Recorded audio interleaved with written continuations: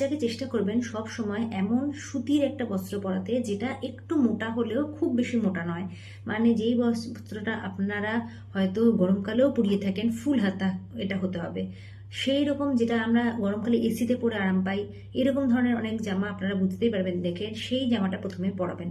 এবং তার উপরে আরেকটা মোটা সুতিরই ঠিক ওই রকমই আরেকটা জামা পরতে পারেন।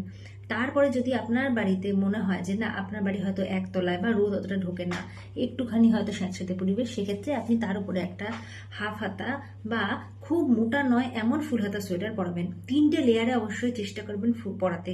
কিন্তু যদি দেখেন যে না, শীতটা অতটা বেশি লাগছে না, তাহলে বাচ্চাকে মোট 2টো জামাই পরাতে পারেন। সবচেয়ে ভালো বুদ্ধি হচ্ছে আপনার নিজে কতটা ঠান্ডা ফিল হচ্ছে সেটা বোঝা। আপনার যদি মনে হয় যে আপনার আপনার বেশি ঠান্ডা লাগছে, মানে আমি যেমন দেখুন এখানে অনেক বেশি ঠান্ডা বলে আমি ভেতরে একটা উলিকটের যে একটা জামা পরেছি, তার উপরে এই জ্যাকেটটা পরেছি, মানে এটা একটা ফুল হাতা গেঞ্জি, তারপর আবার একটা ফুল হাতা জ্যাকেট। তো আপনারা বুঝতে পারছেন ঠান্ডাটা অনেক বেশি। তাহলে আমি আমার বাচ্চার জন্য কি করব, অবশ্যই তাকে একটা এরকম এতটা মোটা জামা পরাবো না।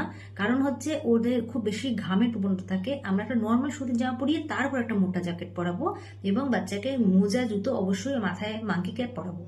এইভাবে আপনারা বুঝতে পারবেন আপনার